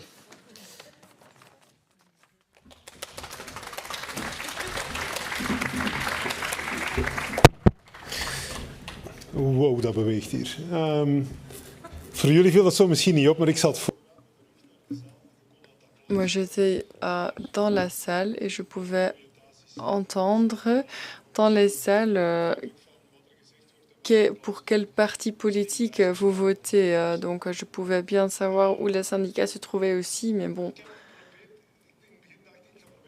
Au début, j'avais l'idée de parler de chaque intervention, mais bon, il y avait trop d'interventions. Mais bon, c'est quand même très chaotique ce que je vais dire. Donc, j'espère que j'arrive à lire mon intervention. Donc, à la fin, Pierre avait dit que si on change la fiscalité tous les 2 ans, on n'y arrivera pas. Mais pourquoi est-ce qu'on parle depuis 25 ans d'une réforme de la règle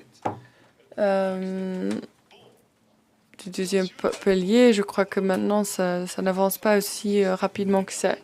On parle parfois des systèmes et du mécanisme, et PensionStat parle d'autres choses. Hein. On parle des résultats, de ce que ça donne sur le terrain.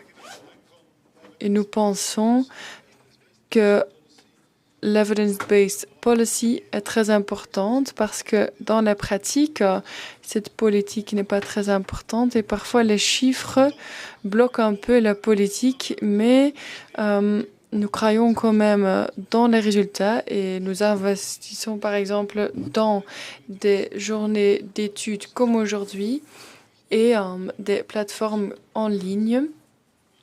Et 36 personnes par an retrouvent quand même nos rapports. Mais nous voulons que ce soit 36 000 personnes par mois.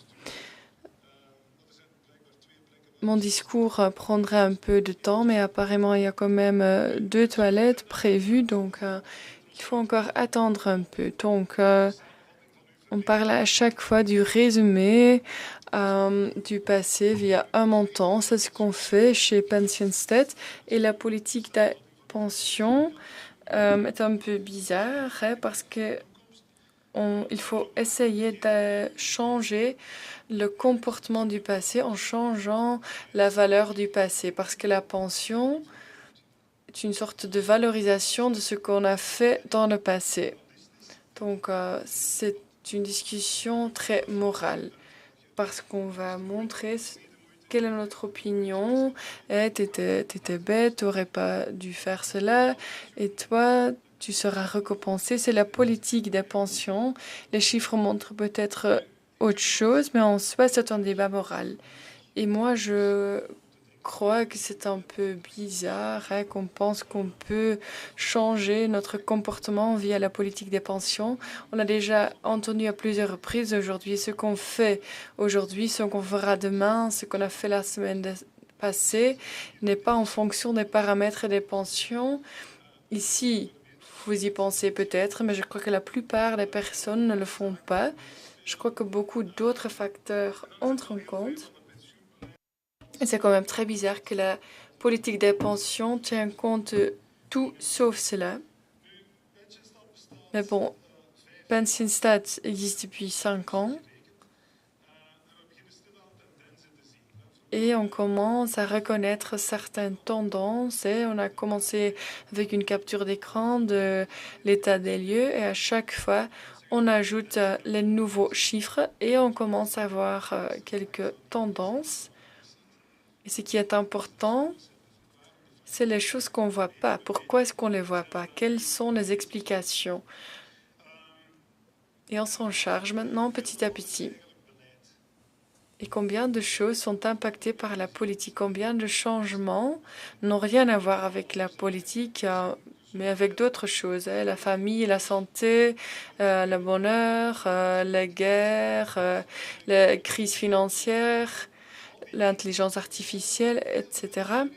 Toutes ces autres choses sont plus importantes pour la pension et pour le comportement que cette politique des pensions. Et ça ne veut pas dire qu'on va arrêter Pensionstat parce que le système n'est pas pertinent.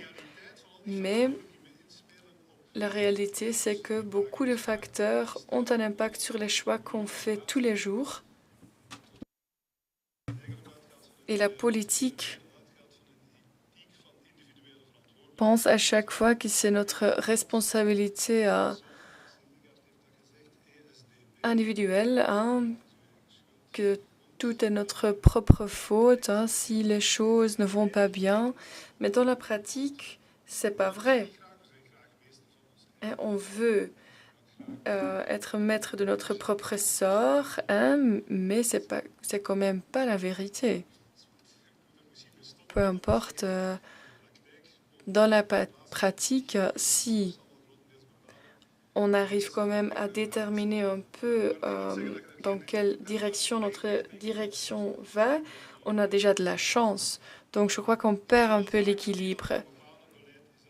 Donc, beaucoup de choses ont un impact et la politique est un des éléments les moins importants, mais la politique détermine quand même quelles étaient les valeurs des choses qui nous sont arrivées. J'ai beaucoup de questions. Je vais les énumérer. Quand on a eu une carrière mixte et on était un peu fonctionnaire, un peu salarié, pourquoi est-ce que cela disparaît presque entièrement? Et la carrière de fonctionnaire fait en sorte que la pension soit assez similaire, mais qu'est-ce qui restera de cela après la réforme? On verra, c'est une question importante. On a déjà vu que la durée des carrières a un impact énorme sur le fossé des pensions, mais le mariage aussi. Et je crois qu'il faut vraiment travailler sur le mariage et les salaires élevés sont très mauvais pour le fossé aussi. Donc, ça démontre clairement qu'on sait mieux qui détermine notre pension et on sait sur quel facteur on veut travailler, sur quel facteur on ne veut pas travailler. Je ne vais pas du tout plaider pour une politique de mariage, mais je crois qu'il faut quand même avoir une vision plus large quand on pense à une politique des pensions. Je crois qu'il faut faire autre chose. Je crois qu'il faut aussi prévoir une politique de marché du travail, etc. Pourquoi est-ce que les secteurs féminins sont aussi aimables vers les hommes? Et la direction est pleine d'hommes et les seules femmes qui travaillent dans la construction travaillent au niveau des RH, par exemple. C'est quand même très bizarre et je crois qu'il faut faire une étude, mais nous n'avons pas le temps pour ce genre d'études. Donc, si des académiciens ici présents ne savent pas quoi faire, nous avons des données, il faut en faire des recherches.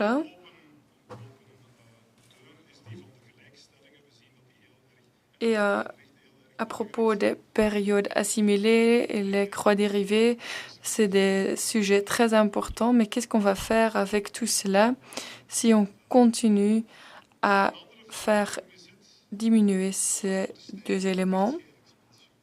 Et pourquoi est-ce que la pension de divorce augmente? Et donc, les hommes mariés travaillent plus longtemps en comparaison avec d'autres pays. Je me souviens d'une étude néerlandaise qui dit que quand un partenaire part à la retraite, l'autre partenaire le fera très rapidement. En Belgique, on constate une tendance inverse. Pourquoi est-ce que les hommes ne veulent pas toucher une allocation transitoire? Est-ce qu'ils sont bêtes ou juste trop fiers? Je ne sais pas.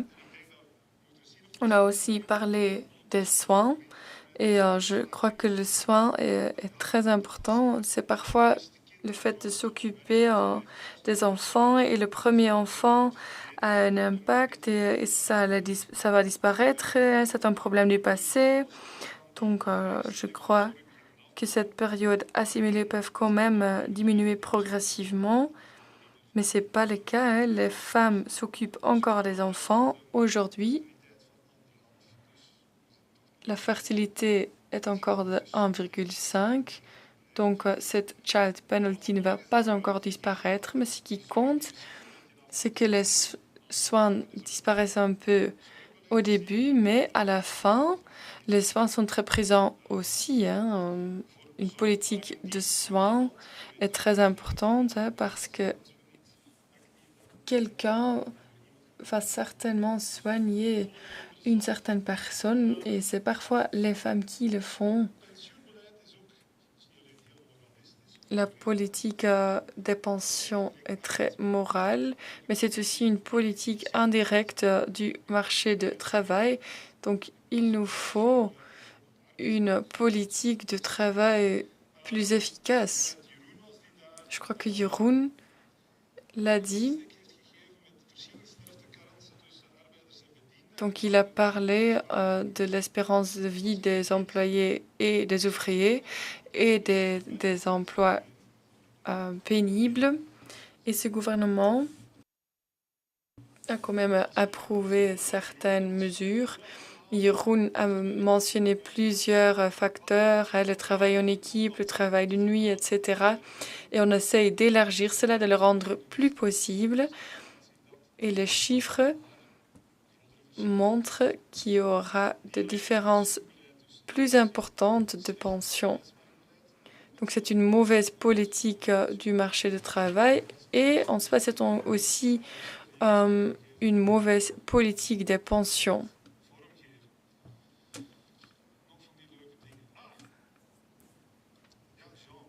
Jean, moi je trouve que c'est très intéressant. C'est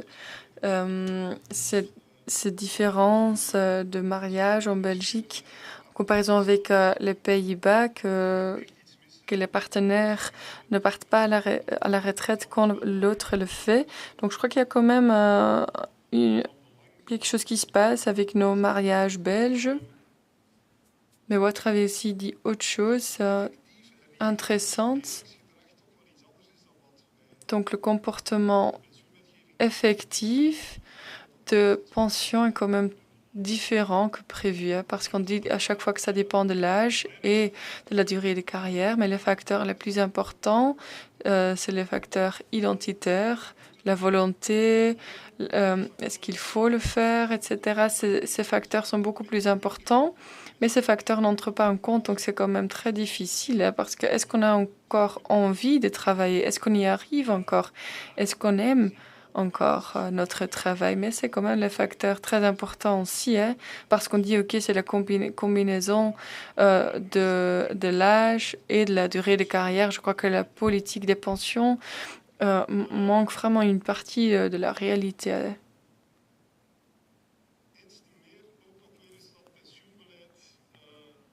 Voilà pourquoi la politique des pensions est très limitée. On ignore beaucoup de facteurs qui ont quand même un grand impact. Jean l'a aussi dit, hein, il a parlé du kilométrage. Dans la politique, on en parle aussi.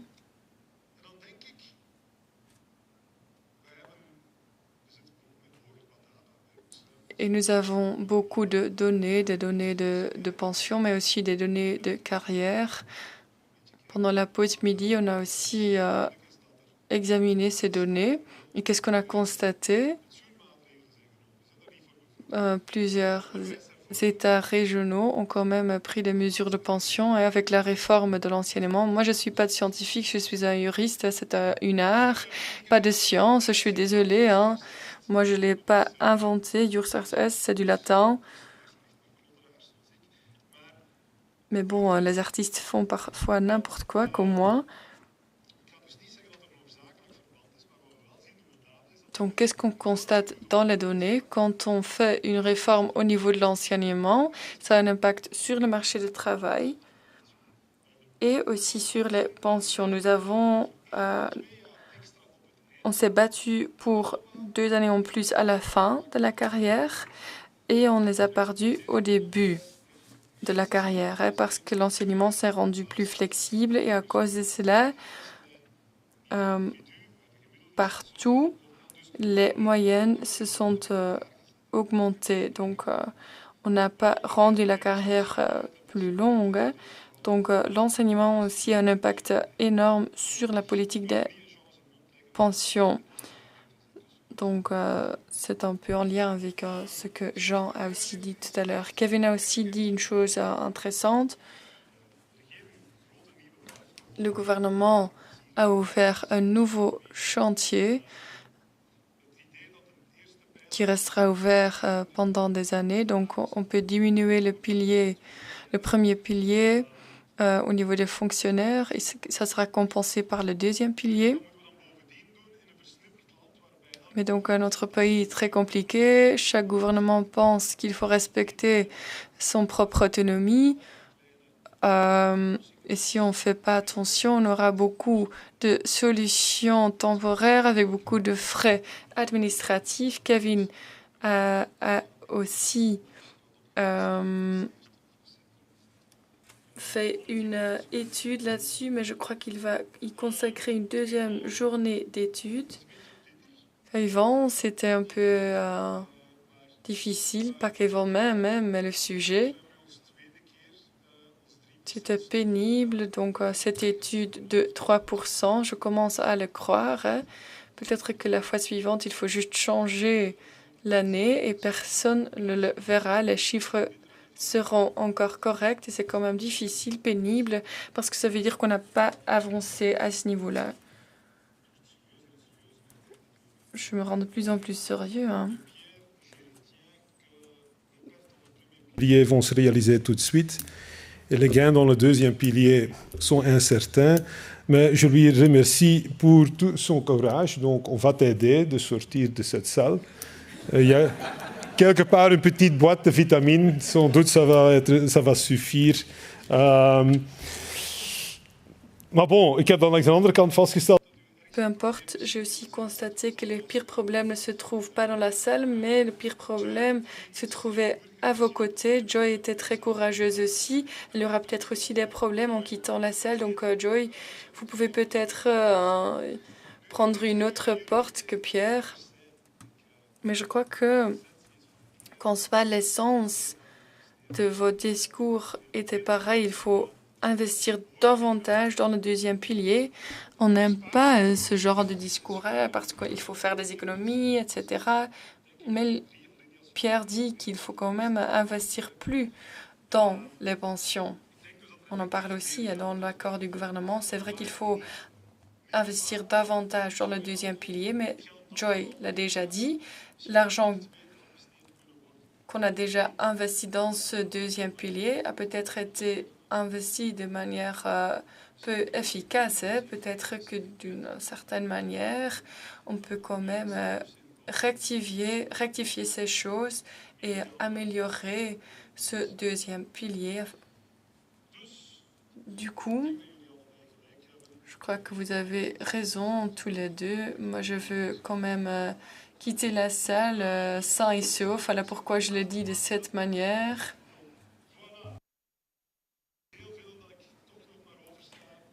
Je vais quand même sauter beaucoup d'infos. Moi, j'ai vraiment profité de cette journée d'études. Je vois que la plupart des participants sont quand même restés, donc je m'en réjouis. Ça veut dire que vous étiez vraiment intéressés par cet été d'études. Il y a aussi des personnes qui veulent juste signer la liste de présence. Mais merci à tous. J'espère que le matériel est intéressant pour vous. J'espère qu'on peut rapidement refaire cela. J'espère que les académiciens sont inspirés et feront d'études supplémentaires. On veut certainement vous aider avec nos données, vous montrer comment vous pouvez travailler avec nos données. On veut aussi vous aider avec vos recherches et on veut mieux comprendre les pensions de ces pays. Merci à tous.